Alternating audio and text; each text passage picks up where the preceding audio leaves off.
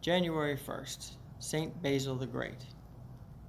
The Christian community of the 4th century, struggling for survival against vast odds, found renewed hope and inspiration in the noble efforts of a family of 6 children, all of whom became saints of the Church.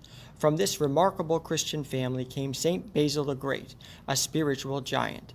Many men in history have had a superlative great added to their names primarily because they were monarchs such as Alexander the Great, whose exploits spanned large land masses. Saint Basil, however, earned this title for reaching the masses with the word of Christ. He was not a king, but he won the hearts of his fellow men for service to the King of Kings. The title Great was no more richly deserved by any man in history, for he possessed the humility of Moses, the zeal of Elijah, the faith of Peter, the eloquence of John the theologian, and the dedication of Paul. St. Basil's brothers and sisters, priests, bishops, and nuns served under his leadership as true workers in the vineyard of Christ. Born in Caesarea, Asia Minor, in A.D. 330, Basil was reared by parents of unusual devotion. They imparted their love of God to their children with such success that each came to be canonized. These 6 branches of the family tree were bountifully blessed and brought forth much spiritual fruit. St. Basil's spiritual heritage was bequeathed to the Christian community by his life of immeasurable religious expression. He was educated in such cultural centers of the empire as Constantinople and Athens. Under the guidance of his friend Gregory Nazianzus, the theologian, Basil became one of Christianity's most eloquent spokesmen, earning world renown for both his oratory and his writings.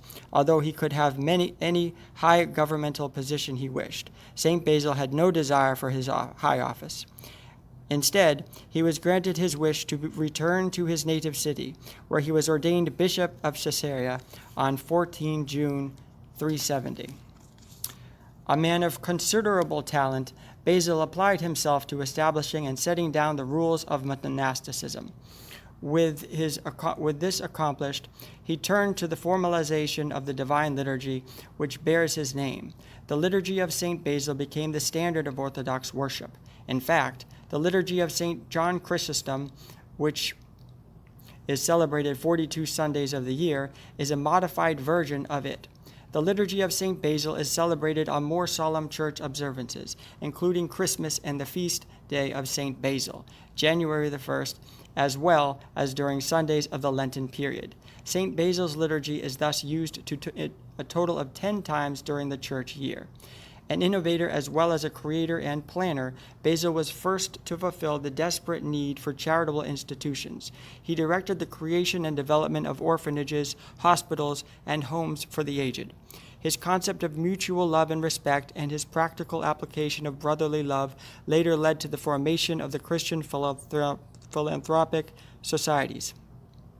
Aside from St. Paul, and despite the fact that equality in the sight of God does not necessarily mean equality in human recognition of dedication, St. Basil quite possibly ranks at the head of all the saints of the Greek Orthodox Church, recognized as one of the 3 greatest hierarchs in Orthodox history, and so recognized on another day of the year known as the feast day of the 3 hierarchs. He is unexcelled as a protagonist for the Greek Orthodox faith.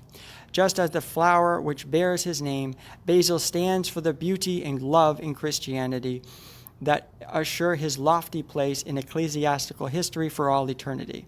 A definitive biography of this beloved saint, outlining in detail his glorious service to Jesus Christ, could consume volumes, but it is no disservice to this magnificent cleric for him to be included in a rough sketch alongside his lesser-known peers.